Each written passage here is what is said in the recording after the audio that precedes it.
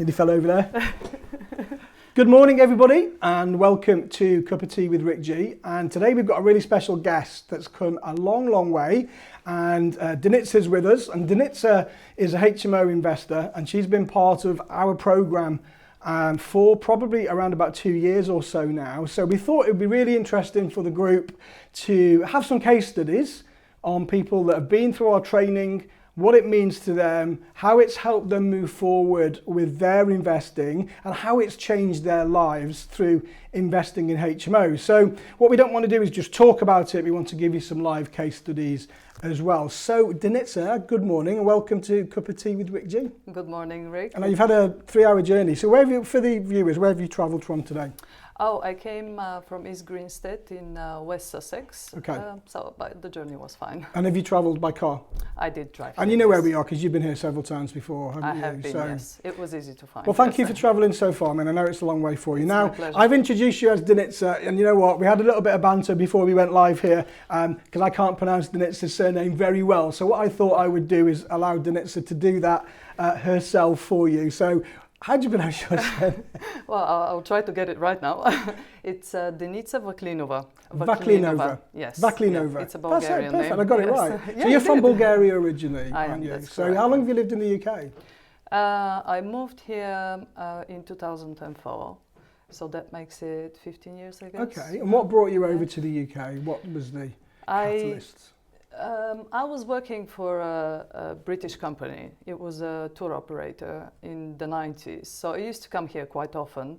And then I met my husband. He was working for the same company. Yep. So in 2000. Hi, Lewis, if you're watching. So give him a shout out. Yes, Lewis, who you met.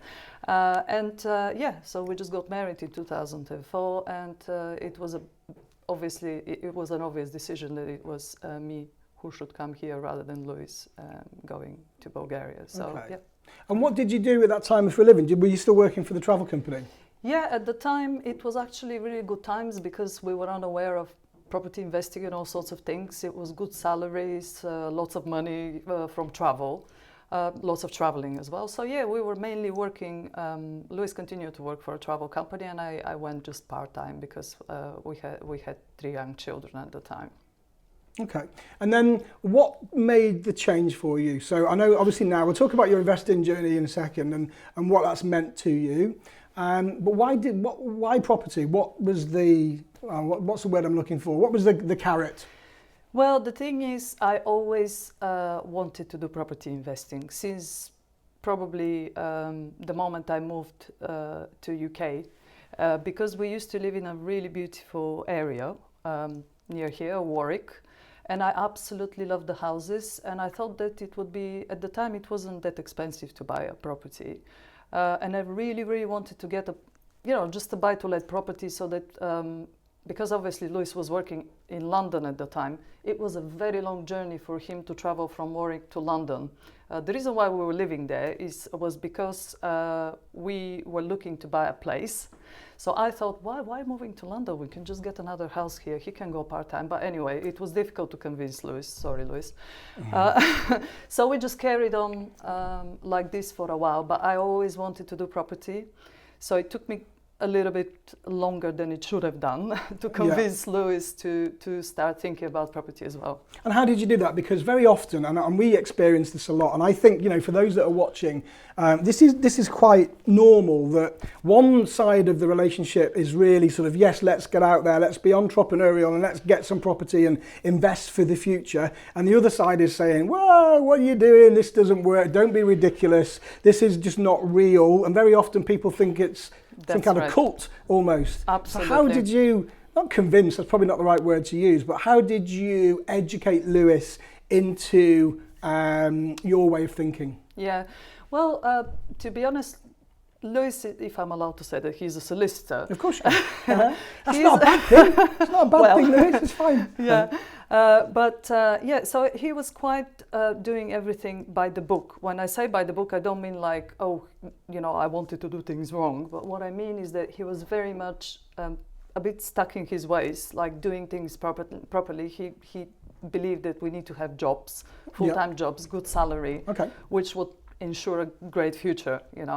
Me on the other hand, I've always been an entrepreneur. And do you think that is born from parenthood, from Lewis's parents? Because very often, your mum and dad's values are transferred into your values, and that's normal, isn't it? Because it's possible. That's your yes, world. Absolutely, it's possible. I mean, I come from a background where my parents always had a business. Yeah. And most of my relatives, they're into business, but then Lewis's parents, unfortunately, I never met them. Right. But I think they were in a totally different situation. So obviously that had an impact on his way of thinking. Yeah. And if you're brought up in the knowledge or in the mindset that you must work really hard, get a good job, pay your mortgage down, exactly. retire, have your pension, and that's your life, then that's normal, isn't it? That's absolutely the case. But you didn't see it like that? I didn't see it like that, and to be honest, we did carry on. I did eventually have a different type of business. I did have an online estate agency with Cyprus, and we did quite well with Bulgaria. Was that a franchise or? No, I just set up a company, and at the time Bulgaria was quite a good hotspot. At the time? In the 2000s, yes. Yeah. So that was going to be the next big thing, wasn't it? Yeah, it was. Well, it was for a while until 2008 when all these changes happened and the exchange rates and all this stuff. But we did have a few good years. The problem with that was that instead of closing down and buying a property here, which is what I wanted, we decided that we'll carry on and do the business a bit longer, which was, I think it was a big mistake because it was clearly going nowhere. Right. So eventually, unfortunately, at some point, Lewis got really ill. Okay. He was taken to hospital on the twins' birthday, which was really a shock to us. And from nothing, he was actually diagnosed with a brain abscess. Right. So a few days later, he had an operation and all this. But in the meantime, he was working for a successful solicitor's practice in the city with a big salary and everything. I was part-time. But him being ill, and also actually we did have quite a bit of consumer debt. Yeah, sure. Yeah, and that's like every young family. Absolutely, yeah. I think we did because we just overstretched with stuff. We bought a second property, which we thought it would be a good idea, which it was, but not at the time. But anyway, so what happened next was that I was with 3 little children in a situation where my husband was out of work. Yeah. For a while. Yeah. And there was not so much money, almost none for the mortgages. There were 2 mortgages at the time, not enough money for food. And I absolutely thought that this is crazy what we're doing. How long ago was this, Denitsa? That was in 2011. And 11, okay. Yeah. Yeah. So because of all this, he had a long recovery. About 3 years, they said that it will take me. Luckily was okay. It was only, an abscess, nothing else. But still, it was, quite a difficult thing to bring you back to your normal life, if you want. So for me, though, this was the turning point. I knew that after this, that I've been in that situation, it's not going to happen again. Yeah. I will just go for property because it was clear we already had 1 property which was feeding us.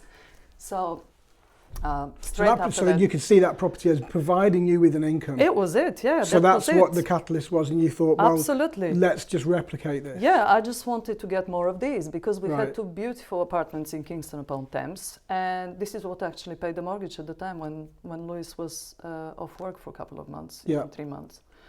But yeah, for me that was it, and I think he started seeing that as well. Once he got really ill and he couldn't make any money, I think for him that was kind of a turning point as well. Okay.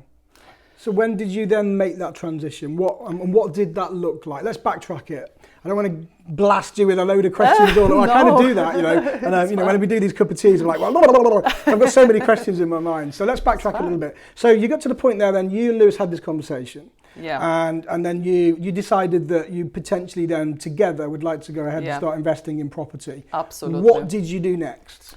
What we did next is we decided, I remember actually where we took that decision. We went for a coffee and he was taking these blooming antibiotics, hundreds of them. And we took a decision that day that we are going to move out of Kingston, sell our bigger property, which was quite nice apartment right in the center. We'll buy a house somewhere near London so that he can still continue to travel if he was going back to the same job. And we will just buy another property with the money, which is exactly what we did. Okay, was that a single buy-to-let property? It was our first. It was our first minimo. Minimo. I would call it. Yeah. It was a 2-bedroom. And this was prior to you getting any education. That's absolutely. So you didn't know really about the intricacies of HMOs at that point. I didn't really know. I did read a few books, and I did know about HMOs, but I didn't know anything to the extent that I learned. Obviously, after I came on your program, Right? Because I didn't know the extent. I didn't know that actually sky is the limit.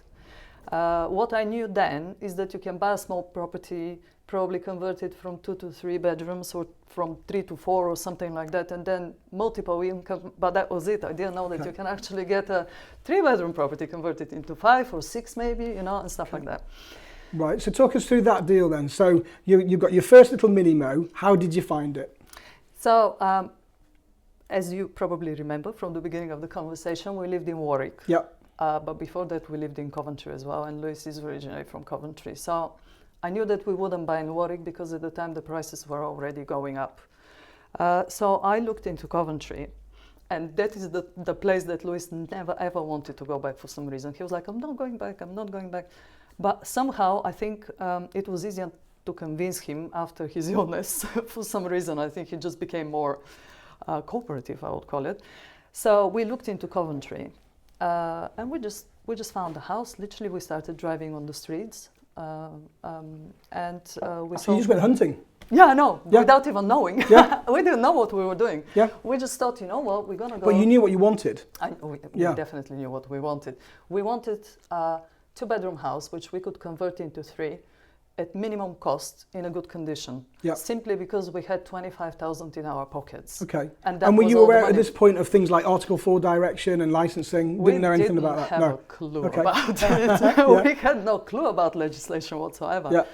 We just purely went, from what we kind of read from, books. Yeah. About investing, but like reading them, not understanding quite everything. So we got that little house in Coventry, which for some reason we found for 98,000. Okay. Which was ridiculous price because everything else was 110, and it was a lady who just wanted to get rid of it. So she was almost like a motivated seller, but you didn't really know she was a motivated seller at the time. Exactly. No, we didn't know, and it was through. Can I say through which? Through Purple Bricks. Sure. Yeah. Absolutely. It wasn't. Yeah. So we called Purple them. Bricks. If you're watching, I do affiliate commissions. Definitely. Yeah. So yeah, we called them, and they were like, just speak to the owner. She's there. So her brother was there. We went to literally view the house the same day because we were by the street. We were like, we're actually parked out of the, outside of the house. So they were like, well, we'll just go in. Her brother is there. Literally a couple of days, not even a couple of days later, to be honest. I think it was on the next day. She called up and she was like, because you know how you do, like messaging on Purple Bricks. So she accepted the offer, 98,000 done, paid for. She even had the tenants in for another 6 months, which was, for us, it was like a big plus because we thought, next we need to source. So that was like a big help. And were they paying? They were paying, they were paying tenants. But to be honest, once they finished with their tenancy, we very quickly just put it on the market, and we just got 3 really nice tenants. And there you had your first HMO? There, yeah. And what was that cash flow and what were the numbers like? The numbers were, so obviously on 98,000, we spent about probably 5,000 because at the time, as I said, we only had 25, so there had to be enough. So we just did very light refurb. The house was really in a very good condition. So at the time, the rent that we got for it was 1,050 per month from the 3 tenants. Our mortgage was 243 from what I can remember. And nobody managed it, so the rest of the money, yourself. We didn't pay bills because the students, it was bills excluded. So the students were paying their own bills. So literally we're talking about £700 profit we were making, yes. And how long did it take you from when you and Lewis had that conversation to actually cash flowing £700 a month? Well, we had the conversation in 2014, December. Yeah. In August 2015, we bought the house. Right. So that was 6 months. Yeah. And then the left in November, I think. Yeah. So from December or so about 12 months. Something like that. So yeah, it was about 12 months. So you created this income of £700 a month. In 12 months' time, and that's it doesn't matter where you are in life, does it? That's going to take the pinch off, isn't it? Absolutely. Yeah. It literally paid off the mortgage for one of the apartments at the time, which we had smaller property. So that was it. It was perfect. So from that point on. So you got the bug then? Yes, exactly. So tell us from there then. So what happened after that? So you got your first mini-mo, and you've got experience with it, and then you're cash flowing £700 a month. What came next? To be honest, we just bought another two very quickly. Yeah. In January 2016, we bought another one. And then were they the same? Did you kind of just replicate what you'd already done? We did exactly the same. We just bought a couple of houses from January till March, a couple of streets down the same road, off the same roads. Okay. For these two, and were you watching for them to come on the market, or how did that? These ones we just literally sourced through an agent. One Right. was an agent that we were registered with. Both of them were through agents. Yeah. But what was interesting there is that without us knowing what we're doing, we actually joint venture on that one with Okay. a friend of ours Yeah. who didn't know very much about investing at the time, but he trust us, and then we joint ventured on that one. We still have these two properties. So before you even came into our community and our group, you've done a lot already. You've done quite a few strategies. You've dealt with a motivated seller. You've got yourself 3 little mini-mos. You're cash flowing well. You're doing joint ventures. Why did you then decide to take further education? Because in I think it was March 2017. I subscribed to YPN. Yep. That YPN magazine, folks, by the way. Another one, yeah. So I subscribed, and then there was this webinar. Because I wanted to get into HMOs, but to be honest, at the time I didn't know if I wanted to go into HMO. I just knew that I want to have bigger deals than that, because obviously bigger income. Bigger income. Because I thought, well, small houses, that's fine, but now I want something more interesting. Yeah. So I listened to quite a few webinars, to be honest, like quite a few. I listened to everything. And then one day I was reading through this magazine, and then they said, Rick Gannon, HMO, how to replace your income through houses in multiple occupations. I said, oh, this sounds good. I'm going to listen to that one.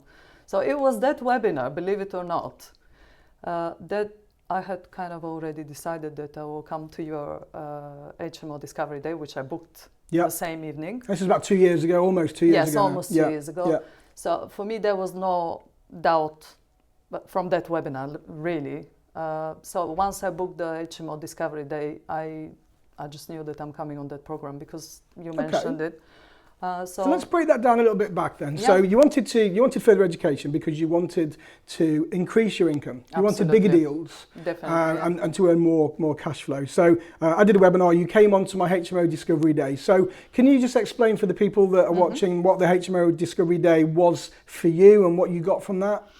Well, to be honest, the HMO Discovery Day for me was probably the best type of education in one day that I've got from paid seminars for 2 or 3 days. Yeah. And I'm not saying that because I've been through it. It is packed full of value. This is a one day, if you listen very carefully and if you have a little bit of knowledge, you can actually do a lot. Yeah, you can physically go out from that day and start investing. And I'm saying this hand on my heart because it is like that. I went out of there already. What did you pay for that day, Denitsa? Can you remember? It was something ridiculous. It was something like £30. £30, yeah. I think it's gone up a little bit now. It's about 40 quid, but for 30 or 40 pounds. And you had included a massive lunch as well, which it was in a pub, or it was in a whole, and we still do that. It was in a hotel, And the Discovery Days, we only do them once a quarter. Yeah. But everything that we do, folks, and you know this if you're part of the community, is packed full of value. And what we want to do is we want people to be able to take that knowledge and go and run with it. Yeah. Or if they choose to, then they can come on a different program because we can help them move forwards with that if they want the hand-holding type of service. So, sorry, I interrupted you there then. So you came on the HMO Discovery Day. That's right. You found that really beneficial. Yes, it was absolutely great. And then you came onto one of our other programs, didn't you? So what triggered you to come onto that program, and which program was it? The program was the HMO mentoring program. And it was at the time I watched obviously the case studies, and I went through all the recordings and stuff like that, which you provided kindly at the time. But to be honest, like I said, for me there was no doubt right from the beginning that I'm coming on that HMO mentoring program. The reason for that was that I strongly believe that if you want to move forward, rather than looking on the internet, trying to learn it yourself, you just have to learn from someone who know what they're talking about. Yeah. With what we say, Denitsa, and I said this earlier before we started. All we do is provide the information and the knowledge in a recipe format.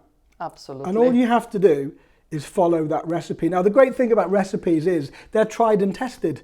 And that's why they're in books, because people have done them a million times before and they work. And all you have to do is follow the recipe. And it's when people take a detour and come off that recipe that we provide is when they start to fail. So let's talk about that recipe for you then. So you came on the HMO mentoring program, which was then a 12-month program. That's right, yeah. What did you get from that, and how did that accelerate your portfolio and your investing? Yeah, well, I'll be honest with you. I still haven't found a better program. Thank you. I've been on quite a few, I can say, for sure, because I like going on different educational programs for all sorts of things. I haven't been to an HMO one because I don't want to go, because I know that there's no point in going. I mean, whatever I wanted, I learned from you and from your team. The thing is, with the HMO mentoring program for me, it made me very organized. Definitely boost my confidence, because the thing with me is that I wouldn't say I'm quite modest, but I do look a bit more not so modest, if you know what I mean, but I actually am. I'm a bit shy as well. Okay. So well, you do very well. If you come across very well. Thank you very much. And I don't like talking about achievements, what I've done, what I'm doing, blah, blah, blah, blah, blah. But the thing is that I'm quite, for me, the HMO mentoring program, first it set some plan for action, which was very important. It made me realize that, if I really want some good income and to make some kind of difference, maybe I should actually go into bigger deals. Also to be a bit more brave when I'm doing stuff, and once I'm doing it, I just have to go through the whole process, and if I make a mistake, I need to fix it rather than quit or cry or moan about it. Absolutely, yeah. And once I clean my mess, I need to pick myself up and just start again. Move forward. Yeah. That's what it's really important advice, that is, because very often people fail because, everything in life, when you get out of your comfort zone, you get into that stretch zone, you're uncomfortable. And it's easier for people to recoil back into that comfort zone because that's where they feel safe. True. And you're never going to grow whilst you're in that comfort zone, because your tomorrow will be the same as your yesterday. Because you're doing nothing different. And if you do come up with a barrier, and if you do hit that barrier, you've got to work out a way of getting around it. Otherwise, it will just stop you. Yeah, and that's what we do, isn't it, on the program? Absolutely. We teach you all the mindset stuff, enable for you to move around that barrier, move over it, go underneath it, do whatever you need to do in order to move forwards. Exactly. I mean, what I would say about the HMO mentoring program is the advice that I would give the people is sometimes, for example, we see something, somebody made a comment on something. Well, there's no point, making a comment. Obviously, because you've done all sorts of things, if you know what I mean. So just like you said, follow the recipe. Yeah. It's much easier to follow the recipe rather to start, decomposing every element and study it to see whether this is right or wrong or. Yeah, I mean, you must do your own due diligence. I think that's fair to say. Definitely. But what we do is we teach people to do it the way we've done it, and we've got a very big portfolio. We are quite successful in what we've done, and all we're doing is teaching other people how to do exactly the same. Okay, so moving on from the program then. So you're on the program. How did that help you, and what did you get from it in terms of tangible deals and property? So since joining, so you already had 3. Yeah, I did. And then you started the program. 4, yeah. And then what happened in terms of your deals coming forwards from that point? Yeah, so I started in March.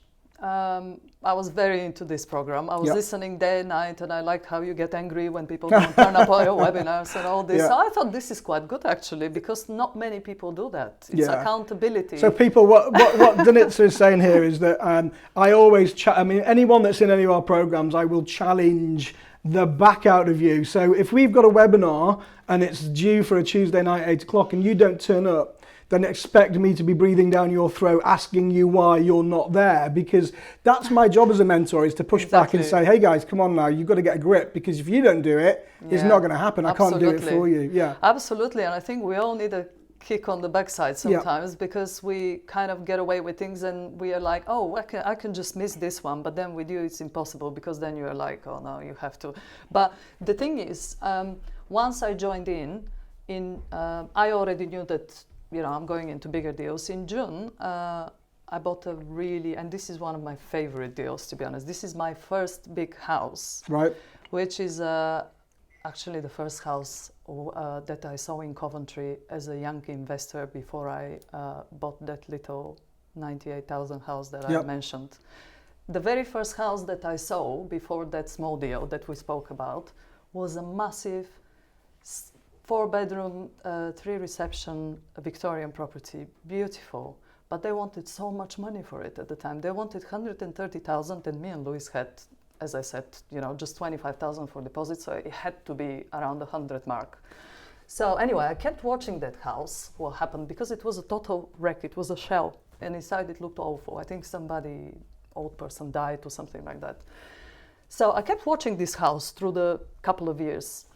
And at some point, well, actually through the year, at some point this house came up on the market at the ridiculous price of 385,000. Right. And I thought, let me see how much this person paid for this house, because I remember this house being 130, and Louis was like, yeah, I remember that house as well. We didn't have the money for it. So we checked Zoopla, and it said 170,000, and you know, from what it said, obviously it was an investor, but now he wanted 385,000, and I thought, I'm never gonna get this house or a house on that road. I was literally desperate to get a house there. So anyway, to cut the long story short, how I was, you know, praying every night, you know, that I get this house. Eventually, that house didn't sell, and it went to auction. This house was so well protected by agents to the point that I was actually not allowed to see it. I called them up one day, so they said, look, this is a fantastic property. Are you gonna buy it or not? I said, look, I want to see it. I want to see what it looks inside, because I've seen it before the works. They said, no, sorry, we can't show you. The investor said that, you know, it needs to be only serious people with money, and you know, if you don't have the money, just forget about it. So I thought, oh God, okay. But anyway, it went on auction, didn't sell, because I was praying obviously every night. Didn't sell, and then they changed the agent, like they do. And it came out with the price 355. So I thought, okay, how am I going to get this house? So I called up the friend that we've joint ventured on the small houses, small houses. And we called also another friend who we knew that he's very cautious about property, but we knew that he might be willing to invest. So to cut the long story short, very quickly, we started negotiating with the agent. The house went on auction, didn't sell, as I said, came up with this 355. I went to see it finally. It looked beautiful. It was all refurbished with really good finishes and everything. It looked amazing. So I placed an offer 300. Of course, you can imagine the shock with the investor, screaming, no, don't show her again. I think he was just hoping to get too much money for it. It was pretty much overpriced, really. Which is normal. Which is normal, yeah. He probably put at least 100 grand in that house just to make, I do understand. But because he was waiting, nothing was happening. Even I think he just wanted to recycle his money, to be honest. So we got a call from the agent, and she said, look, he's not going to take 300, but he's going to take 295. Okay. I'm like, okay, okay. Oh no, sorry. He wasn't going to take 295 because we placed. But take 300. He's going to take 300. We said, okay, we give him 300. Deal signed. Fine, everything great. Blah blah blah. We got the people to join us in. Our friends, they said, okay, we'll give you 20 grand each, because it was about 70 something to place for a deposit. And then came the valuation. 280,000. So we were literally like 15,000 out. Yeah. But you know what? I just thought, I don't care. Just put it in. I'm just gonna, I really love this house. And to be honest, not because I loved it, but I did my figures just like you do on your program. Yeah. It's a very simple calculation, It really. is, absolutely. It's like 6 bedrooms times 495. Yeah. The rent at that time, I just checked, there were a couple of houses on that same street. So that came up to 2,000, whatever, like nearly £3,000 in rent per month. We already knew that the mortgage would be 933. We didn't want to place a big deposit, so it was 85% loan to value. My first 85% Good, well loan done. to But value. you've already got experience because you've got the 3 HMOs before, haven't you? So that's correct, but at the same time, I never had a 85% loan to value. It helps. I mean, the more leverage you are, obviously you've got less skin in the game, but it does help in terms of cash flow when you're starting out. So you got the property. We got the property. And what was the net cash flow per month? It's cash flowing on 1,100 net. Yes. Perfect. And you got a joint venture partner with that? We set up very quickly a company between the 4 of us. So it's me, Lewis. So what would you say that yours and Lewis's portion of that £1,100? That's about 550 per month, Perfect. which I think is great. But just to mention one more thing, I know I'm talking a lot about this deal, but no, it's good. This deal actually we bought with a planning permission for 5 luxury apartments as well. That was thrown in the deal. So to convert it, you mean? To convert it into apartments, but it was fully converted, fully refurbished as an HMO. So what are your plans? So we did a bit of investigation. We got an architect. We're not going to convert it into 5 one-bedroom apartments. What we're going to do is we're going to convert it into 6 self-contained units instead. Okay. It's just going to work better on cash flow. Are you going to keep it? I'm not leaving that house ever. It's my favorite house, so definitely we're going to keep it. So will it refinance back out? Will you get all of your money back out of the deal? We will not get all the money out of the deal, but we will get about 50,000. The total deal was about 78,000, everything. Stamp duty, everything. So you're going to leave about 28 grand in the deal? We're going to leave probably about 28 to 30 grand in the deal. But it's not bad, is it, at all? I'm absolutely happy. Absolutely happy on this. Okay, that sounds like a great deal. So move on then to how many deals have you had since being on the programme? I had 3 big properties. 3 really big properties. Okay, so that was the first one. That was the first one. Very quickly in November, I'm not going to mention. I had one in between as well, but that was a smaller property. Okay, so no, you've got to mention it. How many? What we're trying to sort of explain to everybody is the benefit of. Of being a part of a mentoring group, and what it can mean to you. So, I mean, if you've got 4 properties, then it's even better. Yes, the 4. It's just that one of them we got because it was a really good deal. It was 160,000 for a 3-bedroom house, again in Coventry, very near the hospital, which we knew we were going to convert into 5. Which, to be honest, we still haven't done, but cash flows okay anyway. If we convert to 5 now, according to the new regulations, we will need to apply for a license. And to be honest, it's only a small property. So what we're going to do is we're going to do the same thing. We're going to convert it into self-contained units, all en suites, maybe kitchenettes into, subject to the lender allowing that. And we're going to leave it as 4. Simply because it's a smaller house. So that's why I said, I'm not sure whether I should mention that one because it was, you're going to mention but yes, therefore, so if you properties. Let's sort of like put them all together. So since being on the programme, you've got how many houses? 4. And what does the cash flow look like from those 4 houses in total? Yeah, in so total, we won't have time to break down every deal. So yeah, no, of course. I would say that I wouldn't say that all of them cash flow on 1,000, but between 800 and 1,000 for a property each. Yes. All right. So you're looking at around about what, £3,500 a month. About £3,500 net cash flow. Yes. From these properties. How has being on the programme helped you get those particular properties? What has it done to assist you? Well, as I said, it put me into. First of all, it put systems in place. I am a very chaotic person. Now I'm not anymore, I have to say. But with me, discipline is the main problem. I cannot concentrate on finishing a task. So this is what the program did for me. It concentrated me on the right thing, made me structure my time, fulfill all my tasks without making a life and death situation from every little thing that comes on the way. Also, it made me very focused. This is one thing that I think, when you want something, just it made me very focused and made me go after, what I want. Because property can be really lonely. I mean, I think, you know, Oh any gosh, business can be yeah. lonely, can't it? And if you're As doing it on well. your own, and, you know, it's great you got Lewis on board with you now, Yeah. but sometimes people don't have that support from their partners.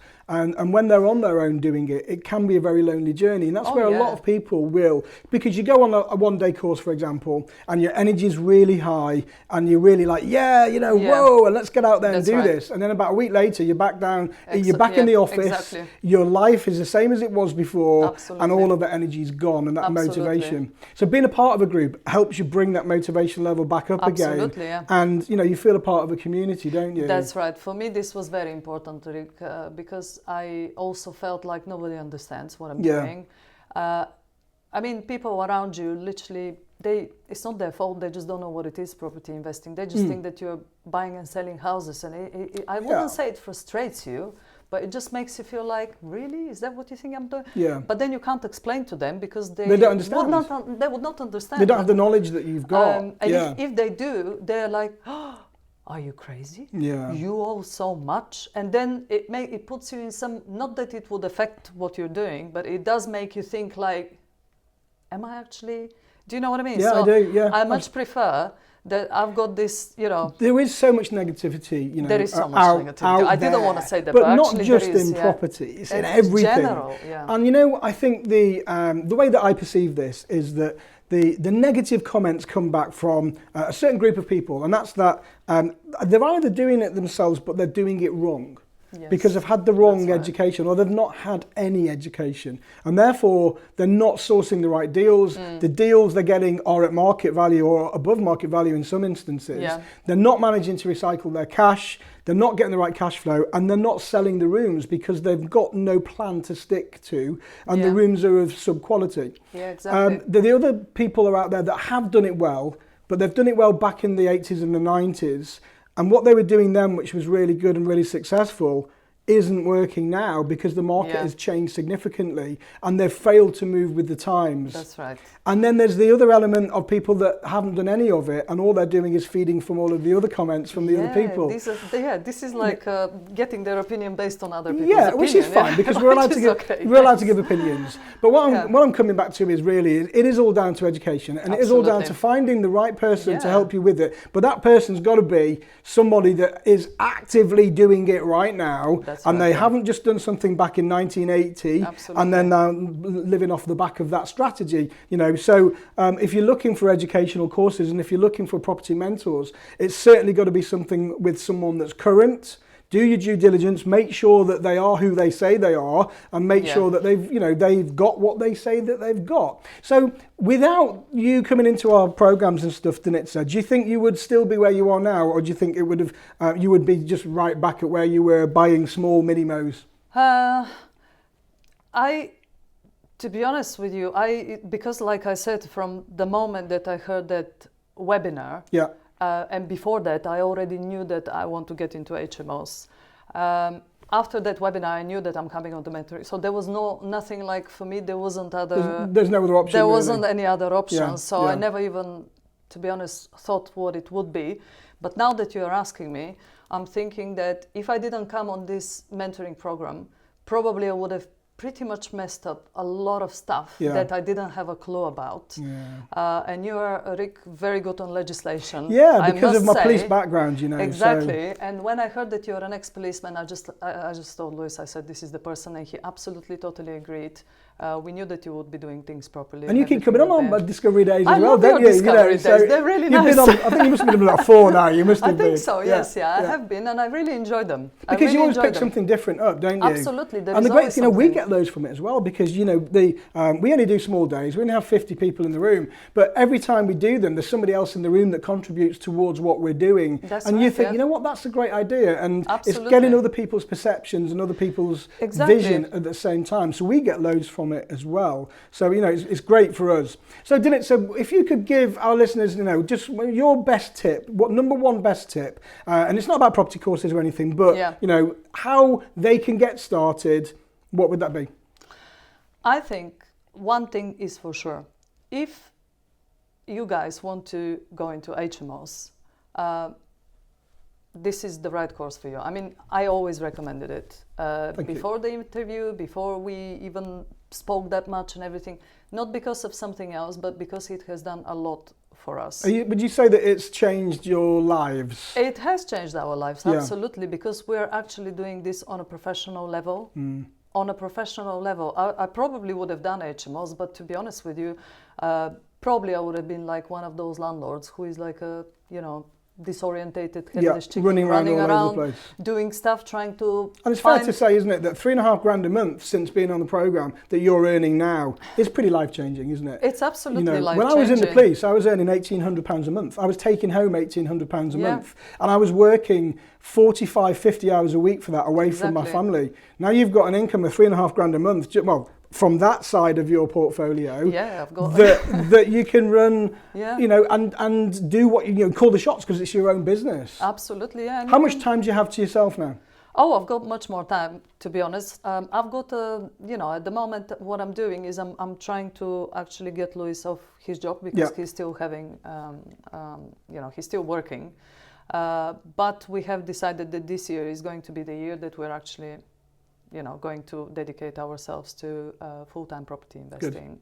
Good. Yeah. Because this is not a joke. Yeah, it's real, isn't it? It's a very serious business. It is, and it's big numbers, Absolutely, and whoever wants to do it as an amateur will remain, I think, on the same level. I'm saying this without being negative. It's just that the real facts about this. If you're going to do this professionally, you need to concentrate and you need to grow your portfolio. This is how I look at it. Yeah. You've got to future-proof it, haven't you? You need to future-proof it, and you need to probably, in my case, I'm thinking of getting into bigger deals. Yeah. I'm thinking of doing more stuff, setting up probably some kind of scheme, charity. Well, that's what we did, I mean, we went, we did the whole sort of, not mini-mo, because we don't do mini-mos, but we've done single lets, we've done flips, we've done this, that and the other. But our last deal, as we've just refinanced it back out at 1.7 million. Oh, this is fantastic. We bought 28 bed HMO, bought it for just over £1 million. Yeah. Did a load of work to it and just refinanced it at 1.7. So, that's a big deal, 1.7 million from nothing, when we started, back in the day. So, but all of that comes with experience, and all of that, doesn't come without its ups and downs. Yes, absolutely, and I think people need to continue invest in their education, if I have to be honest. Even now that, for example, I've finished this program, I'm thinking, I will continue. I'll probably look for what else you've got and stuff like that. But this will you've been not interested stop. in coming on our mastermind at some point in the future, which would be great. Great to have you on our mastermind program. Yeah. I'm definitely considering. The thing is just that everybody needs to, I think, move on with their business and not to keep it. Very much so. I'm part of a mastermind program myself. Absolutely, I have to go and if you're the what's the word I'm looking for, the biggest person in the room, then you're in the wrong room. Because you always got to aspire to somebody. And I attend, once a month, I go to a mastermind meeting myself where I'm inspired by the people around me and I want to be like them. And I know that, potentially they're also doing the same thing at a different level, and so the journey goes, because you always have to have someone to aspire towards. Definitely. Because this is real, and business, like anything, you've got to push yourself. There are peaks and troughs, but ultimately, you can forge whatever life you want to forge. I think so too. I absolutely agree with that. Denitsa, it's been an absolute pleasure. I could talk to you all day. You've travelled a real long way. It's been a pleasure being a part of your journey. And I'm so pleased that we can change both yours and Lewis's life for the better. Thank and hopefully we can continue to do that. And you're a real inspiration. So if anybody wants to contact you, how can they do that? Oh, they can just message me on Facebook. I'm in the group. I'm in the HMO community group. Or comment below, folks, on this feed. And then we can tag you into it, can't we? Absolutely, I'm very easily approachable. So if you need any information or any feedback or anything, I'm quite happy to do that. Fantastic.